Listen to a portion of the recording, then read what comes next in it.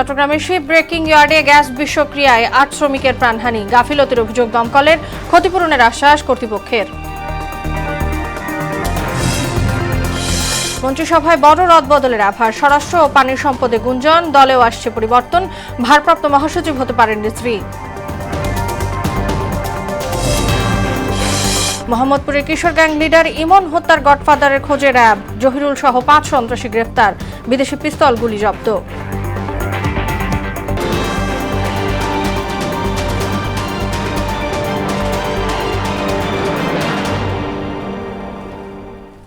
আসসালামু আলাইকুম, স্বাগত মোহনা সংবাদে। এতক্ষণ শুনছিলেন শিরোনাম, পুরো সংবাদের সঙ্গে আছি তাসনুবা বিনতে তাহের।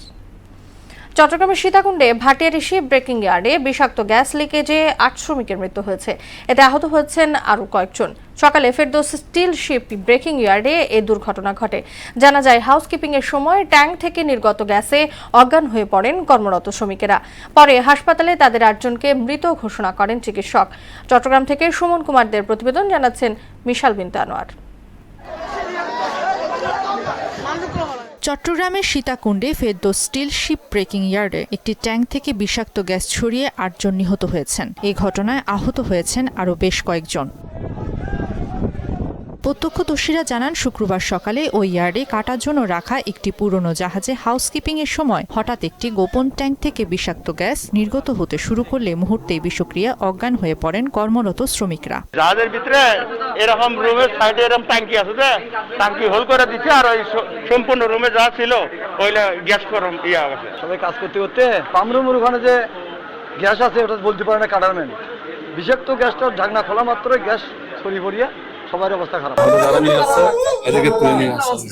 সহকর্মীরা তাৎক্ষণিকভাবে তাদের উদ্ধার করে চট্টগ্রাম মেডিকেল কলেজ হাসপাতালে নিলে কর্তব্যরত চিকিৎসক ৮ জনকে মৃত ঘোষণা করেন। সীতাকুণ্ডে ওনারা যে শিপইয়ার্ডে কাজ করে, ওখানে হচ্ছে গ্যাস বিস্ফোরণ হয়ে ওনাদের ইনজুরিও ছিল আর হচ্ছে গ্যাস ইনহেলেশনও ছিল। হ্যাঁ, দুটা ইয়াতে এই দুই অবস্থায় আসলে আমরা পাইছি। ইনিশিয়াল ম্যানেজমেন্টটা শুরু হয়েছে, আমরা হয়তো আর কিছুক্ষণ পরে বলতে পারবো। প্রাথমিক অনুসন্ধানে ফায়ার সার্ভিস বলছে, ট্যাঙ্কের বিষাক্ত গ্যাস ঠিকভাবে অপসারণ না করে কাজ শুরু করায় এই দুর্ঘটনা ঘটেছে। শ্রমিকরা যখন কাটতেছিল তখন এখানে আপনার ক্লোরিন গ্যাস অথবা কার্বন মনোক্সাইড গ্যাস, যেটা আপনার অত্যন্ত মারাত্মক বিষাক্ত গ্যাস, ওরা যখন এটা কাটতেছিল তখন এই গ্যাস আক্রান্ত হয়ে এই দুর্ঘটনা ঘটছে। এদিকে এই মৃত্যু সংবাদে স্বজনদের আহাজারিতে ভারী হয়ে ওঠে হাসপাতালের বাতাস। মিশাল বিনতে আনোয়ার, মোহনা সংবাদ। সরকারের ৬ মাস পূর্ণ হতে বাকি আর মাত্র ২ দিন। এরই মধ্যে মন্ত্রিসভায় বড় রদবদলের গুঞ্জন তুঙ্গে। মির্জা ফখরুল ইসলামের রাষ্ট্রপতি প্রার্থী হওয়ার পর থেকে শুরু হয়েছে নতুন হিসাব নিকাশ। রাষ্ট্রপতি শপথের পরই কয়েকটি মন্ত্রণালয়ে আসতে পারে নতুন মুখ।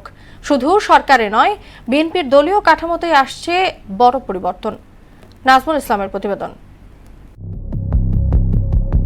একদিকে সরকারের ৬ মাস পূর্তির কাউন্টডাউন, অন্যদিকে মন্ত্রিসভায় সম্ভাব্য রদবদল ঘিরে বাড়ছে উত্তাপ। আগামী ১৬ আগস্ট পূর্ণ হচ্ছে বিএনপি নেতৃত্বাধীন সরকারের ৬ মাস। আর ঠিক তার আগেই মন্ত্রী প্রতিমন্ত্রীদের ৬ মাসের কর্মদক্ষতার মূল্যায়ন প্রায় চূড়ান্ত পর্যায়ে। সবচেয়ে বেশি আলোচনা স্থানীয় সরকার মন্ত্রণালয় ঘিরে। দলের মহাসচিব মির্জা ফখরুল ইসলাম আলমগীর রাষ্ট্রপতি প্রার্থী হয়, তার মন্ত্রণালয়ে নতুন মুখ আসা প্রায় নিশ্চিত, এমনটাই বলছে সংশ্লিষ্ট সূত্র। গুঞ্জন রয়েছে, স্বরাষ্ট্রমন্ত্রী সালাউদ্দিন আহমদকে দেয়া হতে পারে স্থানীয় সরকার মন্ত্রণালয়ের দায়িত্ব, আর স্বরাষ্ট্র মন্ত্রণালয়ে দায়িত্ব পেতে পারেন পানি সম্পদ মন্ত্রী শহীদুদ্দিন চৌধুরী অ্যানি।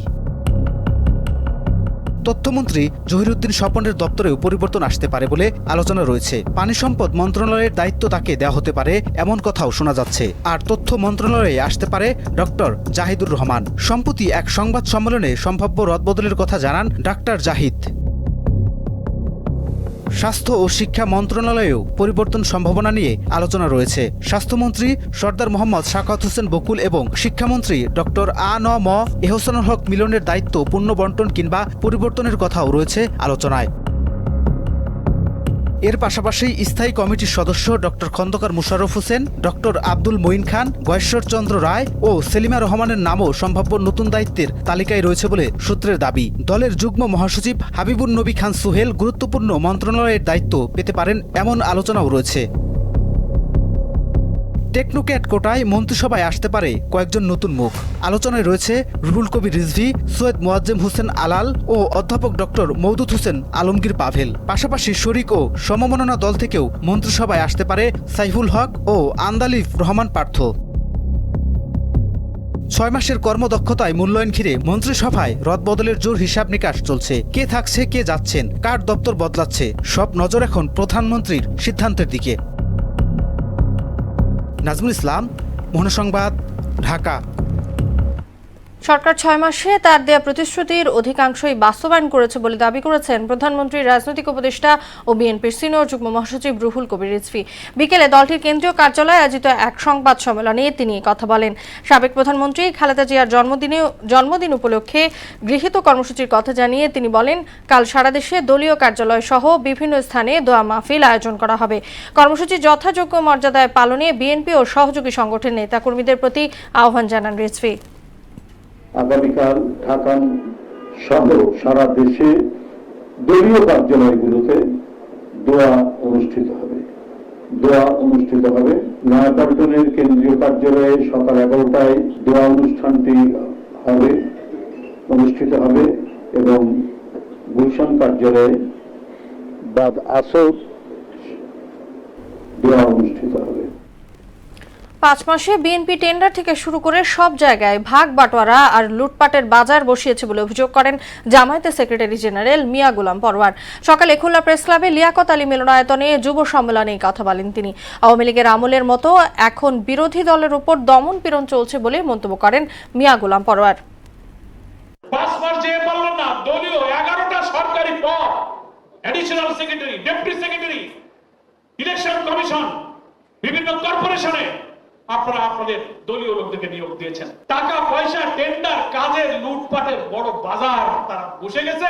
এখন সব ভাগ বাটোয়ারা, লুটপাট চলবে। সেই আওয়ামী লীগের ছাত্রলীগের মতো ছাত্রদল আবার হামলে পড়েছে। বিভিন্ন জায়গায় বিরোধী দলের উপরে হামলা করা হচ্ছে।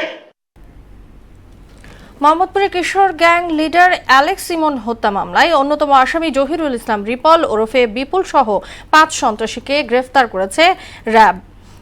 করা হয়েছে 2টি বিদেশি পিস্তল, 1 নলা বন্দুক ও 6 রাউন্ড তাজা গুলি ও 7টি দেশীয় ধারালো অস্ত্র। র্যাব বলছে চক্রের গডফাদারদেরও আইনের আওতায় আনা হবে। এমদাদুল হক খানের প্রতিবেদন।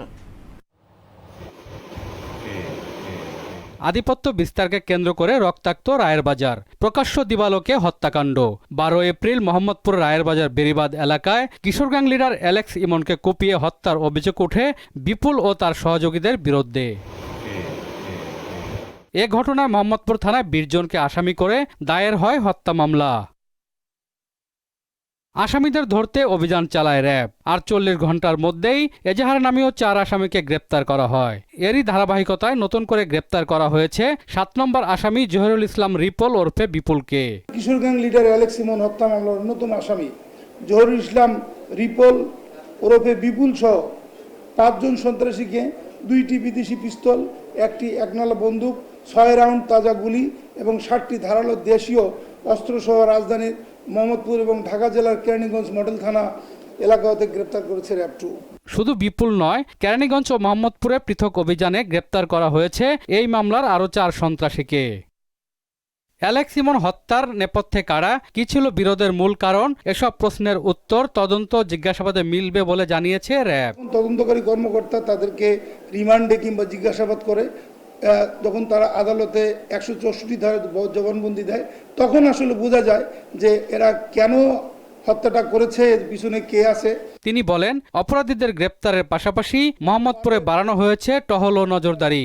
রাতের বেলা আমরা বিশেষ করে বেশি করে মোটরসাইকেল এবং এই আপনার আমাদের যে টহল, ডাবল কেবিন পিকআপের টহল বাড়িয়ে দিয়েছি। যেসব জায়গায় আমরা মনে করি যে এইসব জায়গায় একটু থ্রেট আছে, সেই সব জায়গাগুলোকে আমরা স্পেশাল অ্যাটেনশন দিচ্ছি। মোহাম্মদপুরকে সন্ত্রাসী এলাকার পরিচয় থেকে মুক্ত করার চেষ্টা চলছে বলেও জানান তিনি।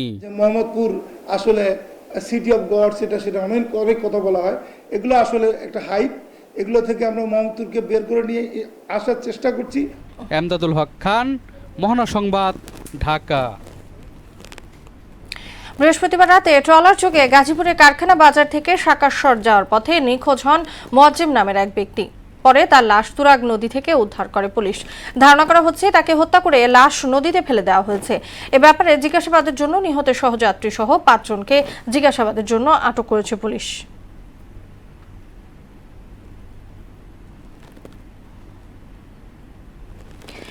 দেশে গেল 24 ঘন্টায় হামের উপসর্গ নিয়ে আরও 4 শিশুর মৃত্যু হয়েছে। একই সময় নতুন করে 1159 শিশুর শরীরে হামের সংক্রমণ শনাক্ত হয়েছে। শুক্রবার বিকেলে স্বাস্থ্য অধিদপ্তরের এক সংবাদ বিজ্ঞপ্তিতে এ তথ্য জানানো হয়।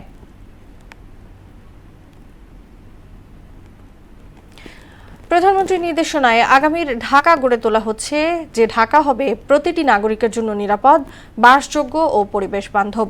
এমন মন্তব্য করেছেন সড়ক পরিবহন ও রেলপথ প্রতিমন্ত্রী হাবিবুর রশিদ হাবিব।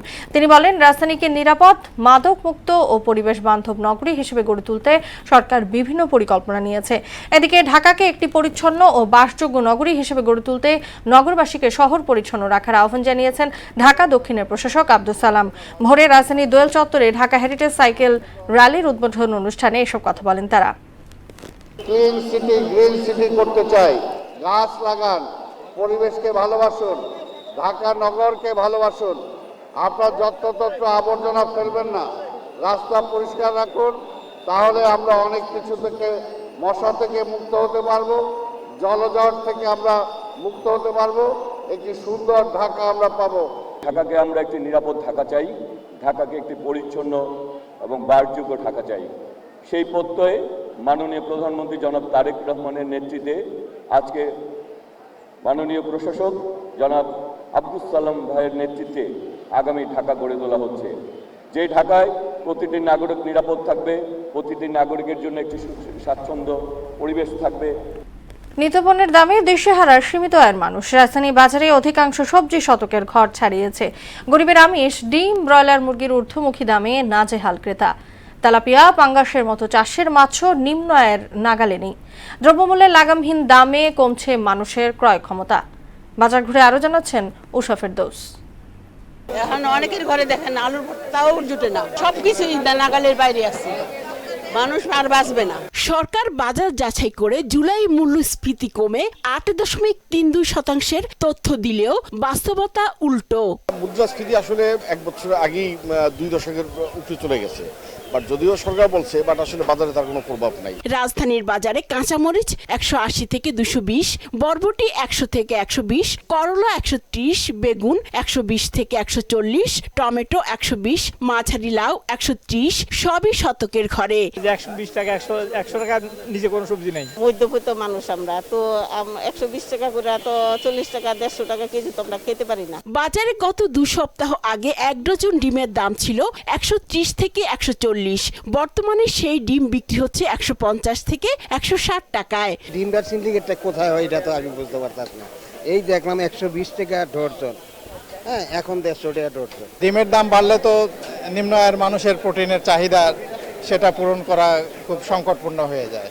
আগের বাড়তি দামে বিক্রি হচ্ছে গরুর মাংস, কেজি প্রতি বিক্রি হচ্ছে 800 থেকে 850, খাসি 1200 থেকে 1250, আর ব্রয়লার মুরগি 190 থেকে 210, সোনালী মুরগি 350 টাকায় বিক্রি হচ্ছে। অভাবের জন্য ঘর ভাড়া দিয়ে পারি না, আজকে তো কইছি যাইছে না, কষ্ট যায় ওকেটা মুরগি নিয়ে যাই খাই। একজনের মাধ্যমে কিনি, উনি আবার আমাদের ফার্মে থেকে কিনে দেয়, কথা বলছে 2 হাত হয়ে গেল।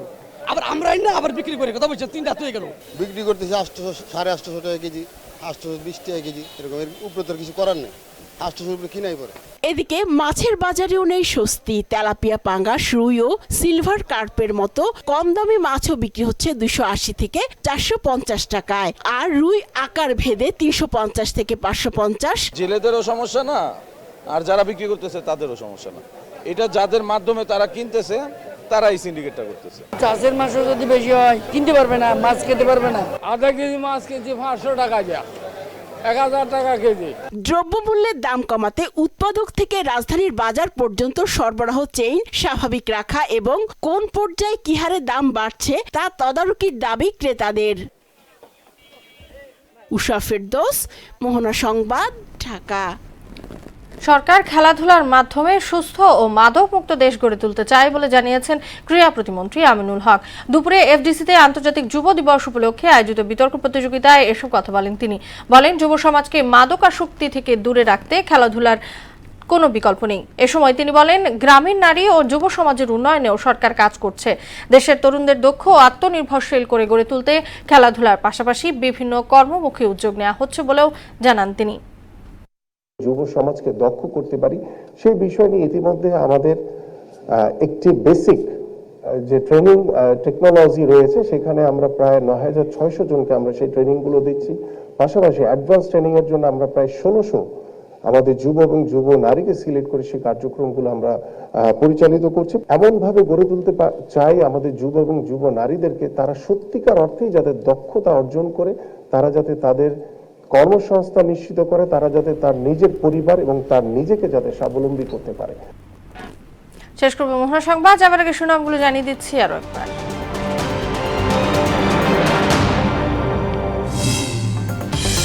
চট্টগ্রামের শিপ ব্রেকিং ইয়ার্ডে গ্যাস বিষক্রিয়ায় ৮ শ্রমিকের প্রাণহানি, গাফিলতির অভিযোগ দমকলের, ক্ষতিপূরণের আশ্বাস কর্তৃপক্ষের।